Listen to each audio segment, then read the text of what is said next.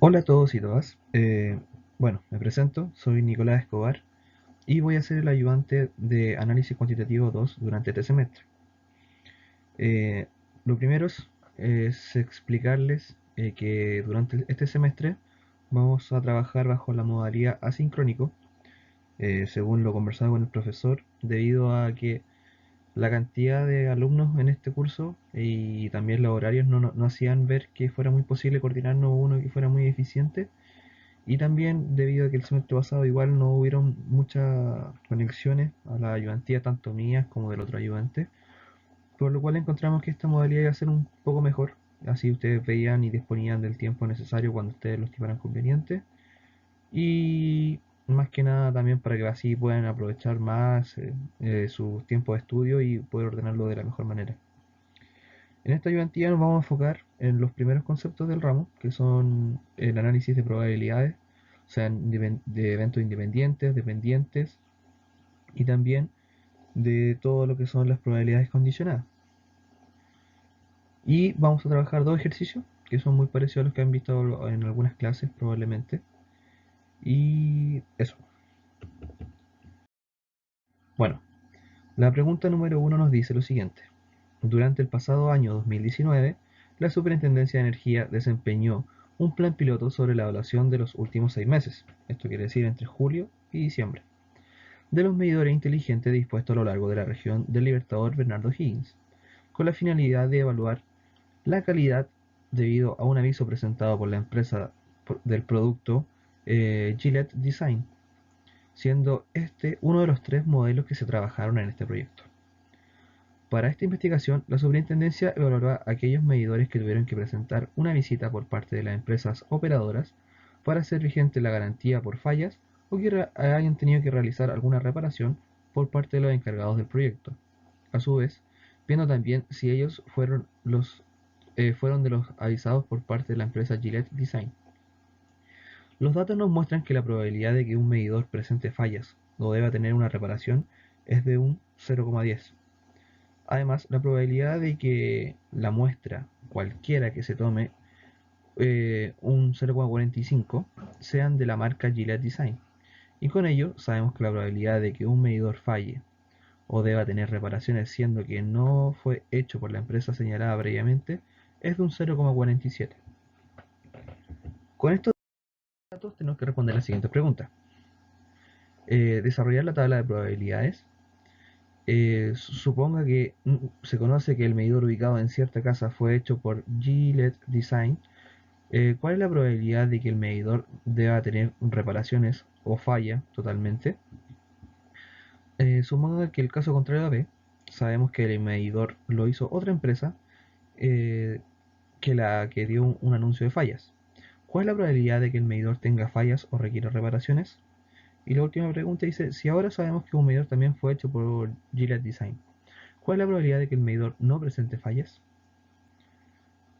Bueno, yo acá les sugiero volver a recordar bien lo que son los datos iniciales y con eso desarrollar la tabla de probabilidades.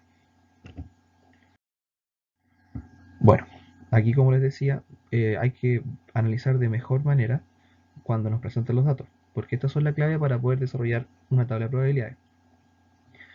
Como sabemos, las dos variables que vamos a trabajar es que si presenta falla o no presenta falla. Y en el otro caso son las marcas, ya que Gillette Design es la que nos avisa que los medidores tuvieron fallas previamente. Entonces queremos saber cuáles son las probabilidades de que estos fallen o que otras marcas fallen también. En este caso, cuando nos indican que los datos de probabilidad presenten falla o deban tener reparaciones, son de un 0,10. Esto quiere decir que presenten fallas sin importar la marca que esto corresponda. En este caso tendríamos que sumar las probabilidades de que presenten fallas, siendo de Gillette Design o de otra marca. Por eso lo colocamos en la parte total. Y posteriormente seguimos leyendo y nos dice que la probabilidad de que la muestra de cualquiera se tome sea de un 0,45, sean de la marca Gillette Design. Aquí, cuando nos indican que puede ser una muestra cualquiera y sean de la marca, me incluyen los que sean con falla o sin falla. En este caso tendríamos que sumar ambos valores que van a ir en esta parte, y nos aparece el 0,45. Es importante recalcar que siempre acá va a ir el total de los datos o el total de la probabilidad, que en este caso sería 1. Y el último dato que nos presentan el problema es que sabemos que la probabilidad de que un medidor falle o deba tener reparaciones, siendo que no fue hecho por la empresa señalada, que sería todos los que no fueron hechos por Gillette Design, sería de un 0,47%. Aquí, ya con los datos que presenta el problema, podemos completar todos los valores de la tabla. Sabemos que en los totales, sí, tengo que sumar en ambas partes, tanto el 0,45 más un valor me va a dar 1, con este caso 0,10 más algo me va a dar 1.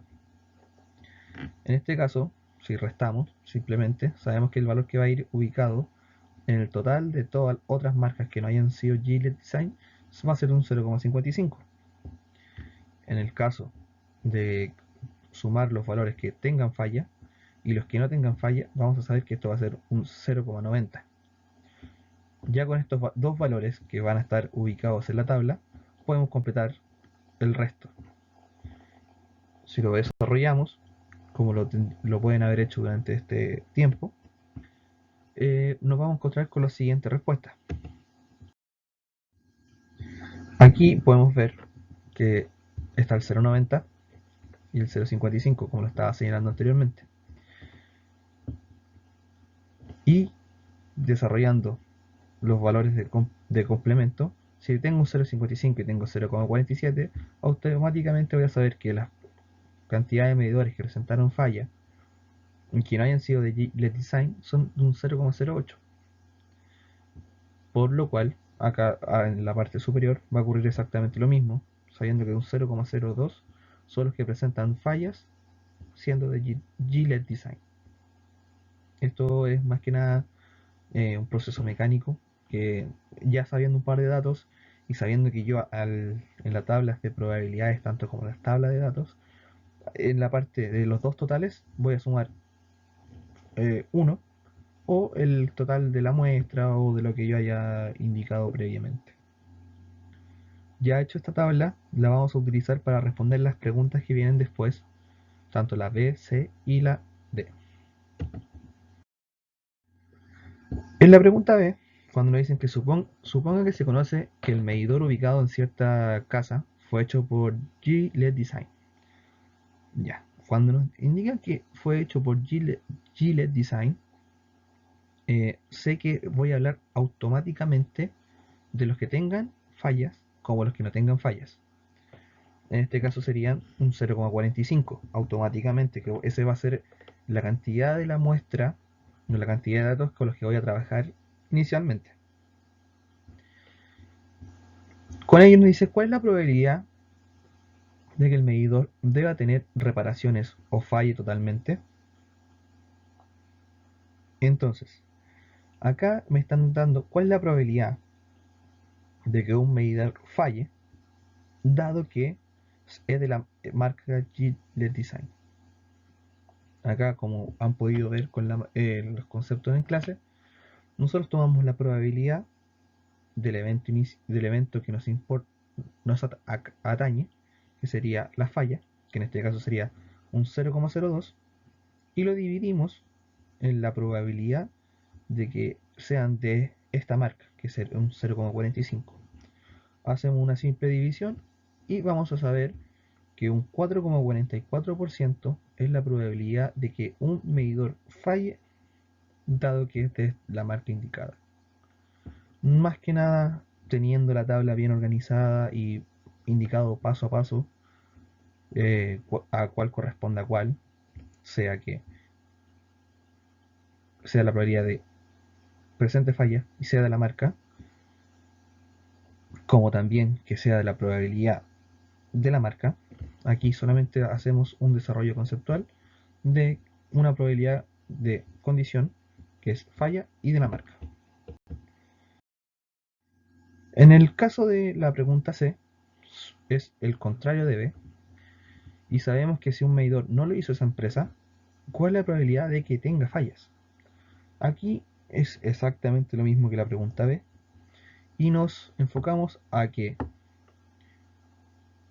sabemos que los medidores que no fueron hechos por la marca que nos dio el aviso es un 0,55, y las fallas que presentaron siendo de esta marca, quiere decir que es falla y que sea de otra marca, nos va a permitir saber cuál es la probabilidad de que falle dado que es de otra marca. Aquí hacemos exactamente lo mismo que la pregunta anterior y reemplazamos, que sería 0,08, que sería la probabilidad de que presente fallas y sea de otra marca, dividido en la probabilidad de que sea esta marca. Por lo tanto, la forma indicada de decirlo es que la probabilidad de que falle, dado que es de otra marca, correspondería a un 14,545%. En el caso de D, sabemos que si ahora un medidor también fue hecho por la misma marca, de Gillette Design, de la cual me presentaron un aviso, ¿cuál es la probabilidad de que el medidor no presente fallas? Por así decirlo, sería el complemento de lo que vimos previamente en la pregunta B, y me diría que la probabilidad de que presente fallas y haya sido hecho por Gillette Design es de un 0,43.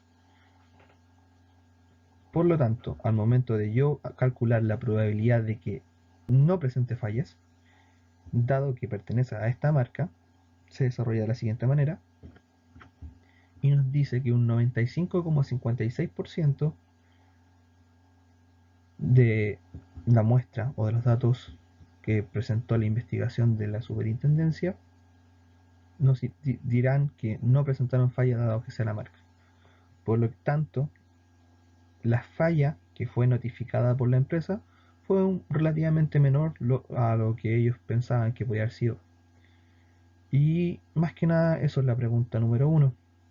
Si recalco que la tabla es muy importante porque ustedes al momento de tener todos los valores, sabemos automáticamente que esta es la probabilidad en conjunto de ambos eventos y las probabilidades de los eventos en general. Por lo cual yo al tenerla explícito aquí puedo hacerlo mucho más sencillo al momento de después analizar las preguntas. En la pregunta número 2 nos encontramos con el siguiente problema.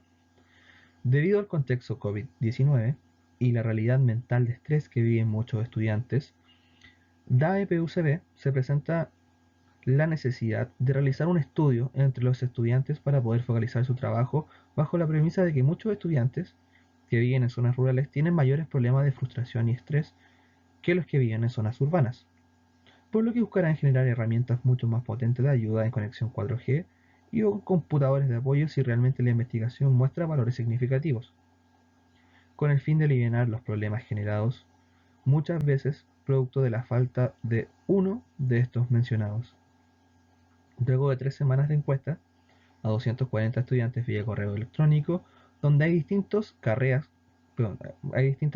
como facultades, que 180 indicaron vivir en zona urbana, 108 indicaron que no han presentado mayores problemas. En cambio, de las zonas rurales, 43 estudiantes indicaron que estaban con problemas de distinta proporción de estrés o crisis de pánico. Con estos datos responda lo siguiente. Bueno, la pregunta A es desarrollar la tabla de datos. La pregunta B nos indica cuál es la probabilidad de que una persona viva en cualquier zona que no tenga algún cuadro de estrés. ¿Cuál es la probabilidad de que una persona cualquiera pertenezca a una zona rural sin distinción? ¿Cuál es la probabilidad de que una persona viva en una zona rural y no tenga algún cuadro de estrés? ¿Cuál es la probabilidad de que una persona viva en una zona urbana tenga algún cuadro de estrés? En base a lo que busca DAE, ¿considera usted que vivir en una zona rural presenta más problemas y requiere más ayuda? Si lo vemos, son muy similares a las preguntas que se realizaron en la número 1. Y más que nada es para darle un enfoque a que ustedes tengan la constancia o tengan la práctica de completar estos cuadros para poder analizar de mejor manera la información.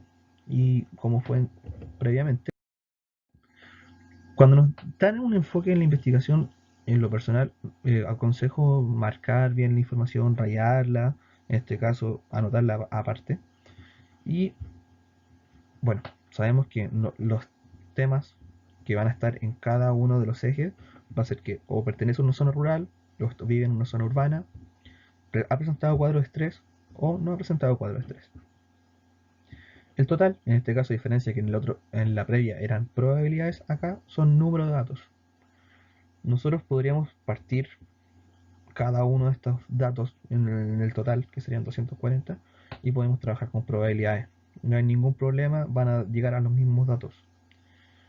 En este caso, cuando dicen que luego de 3 semanas, saben que son 240 estudiantes, este sería el dato total, donde ahí se preguntan en distintas carreras como facultades, y 180 indica que son zonas urbanas.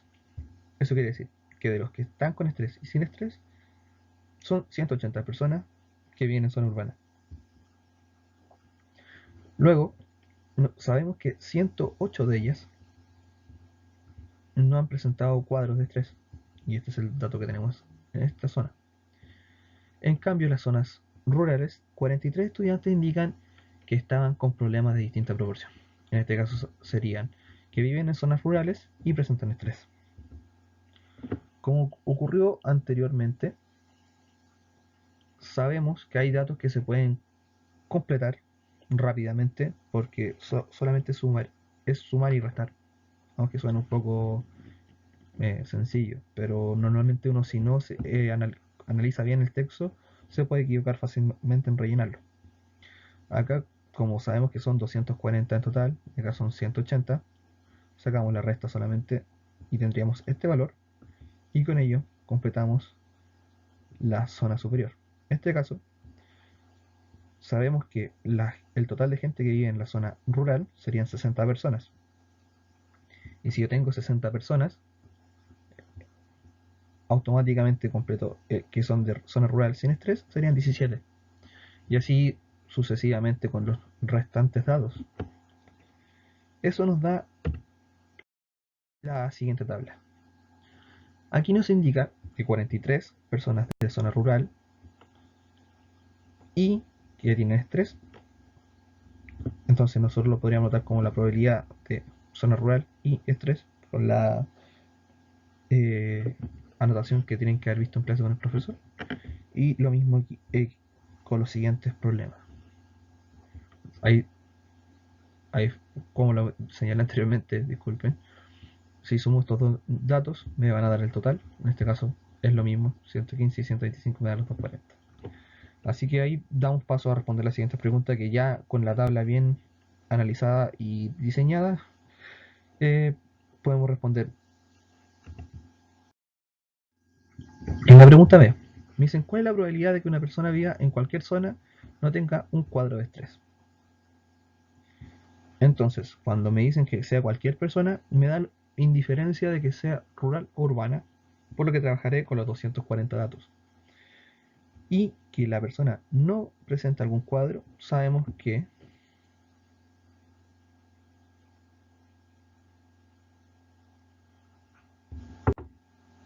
y que en esta zona, bueno, acá tuvo un error de tipeo, que es cuál es la probabilidad de que la persona viva en cualquier zona tenga algún cuadro de estrés.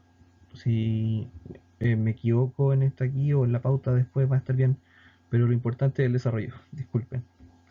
En este caso sería que las 115 personas son las que en total tienen estrés, a diferencia de otros ejercicios que vimos previamente que trabajamos solamente con los datos interiores de la tabla. En este caso vamos a trabajar con el total. Y aquí sabremos que de las probabilidades de que alguien tenga estrés y viva en cualquier zona va a ser 115 sobre 240. Y sabríamos que un 47,92% del total de los encuestados presenta algún cuadro de estrés.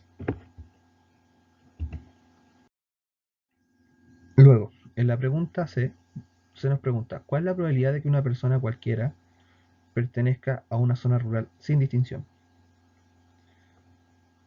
a diferencia de lo que vimos anteriormente, no voy a trabajar con los de acá, sino voy a trabajar con el total, ya que me importa que la persona pertenezca a la zona rural sin distinción que tenga o no tenga estrés. En este caso, es más sencillo, más rápido, es que sé que son 60 personas de un total de 240, por lo cual sé que va a ser solamente un 25% de la población encuestada que vive en una zona rural. Esta pregunta es un poquito más corta, más sencilla, pero suele uno confundirse porque puede tomar algunos de los datos interiores si no lo analiza de correcta manera.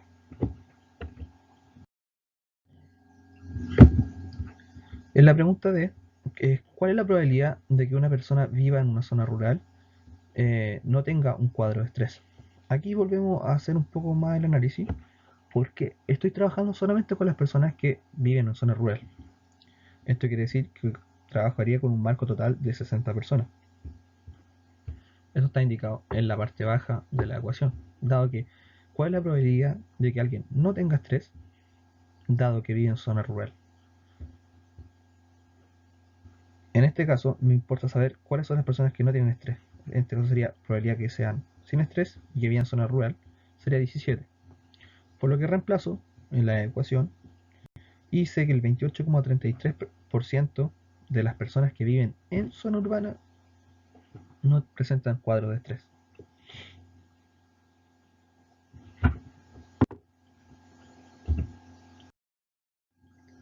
La pregunta es, ¿cuál es la probabilidad de que una persona viva en una zona urbana tenga un cuadro de estrés? Cuando me indican que viva en una zona urbana, automáticamente voy a trabajar con las 180 personas. Es decir, que este va a ser el total de personas que voy a trabajar. Y que hayan presentado, disculpen, un cuadro de estrés. Esto quiere decir que son las 72 personas que me indican que han tenido estrés y viven en zona urbana. Por lo tanto, cuando me pregunten cuál es la probabilidad de que una persona tenga estrés dado que vive en una zona urbana, voy a desarrollar la siguiente ecuación. Me va a decir que un 40% de las personas que viven en una zona urbana han presentado estrés dado que viven en esta zona. Y para finalizar, que es la pregunta como general a la que se aboca la investigación, nos dice que en base a lo que busca la DAE, ¿considera usted que vive en una zona rural presenta más problemas y requiere mayor ayuda? Aquí lo principal es analizar cuál es la probabilidad de que la persona presente estrés dado que vive en una zona rural. Por lo tanto, voy a trabajar con el marco total de 60 personas que indicaron que viven en zona rural y que hayan presentado estrés y vivan en una zona rural. Por lo tanto, ¿cuál es la probabilidad de que una persona tenga estrés dado que vive en una zona rural? Nos va a indicar que un 71,67% de las personas que fueron encuestadas eh, presenten una problemática inconsiderable en esta realidad. Por lo tanto, que cuando las preguntas quedan así abiertas, recomiendo explicarlo con sus palabras. Y en este caso yo digo que siendo una cifra considerable y clara, se debe tomar una muestra mayor de personas o tomar un plan de acción de ayuda según lo que señalado la pregunta. Siempre es importante de que cuando nos coloquen ejemplos así, se considere la opción de tomar una muestra más grande o que sea, si no hay por así decirlo, un mayor trasfondo, solamente se responde a que se toma lo que se haya ofrecido. Bueno, esta ha sido la ayudantía. Espero que se haya entendido. Si tienen alguna duda o me haya equivocado con algo que le haya quedado, eh, por así decirlo, generando ruido, mándenme un correo, me hablan, no tengo ningún problema. Y eso, y como les mandé en el aviso, eh, voy a intentar subir lunes o antes del lunes las ayudantías escritas y después voy a estar subiendo los videos y las pautas para que estén atentos y voy a estar avisándoles cuando ya estén arriba. Buena semana a todos y eso, muchas gracias.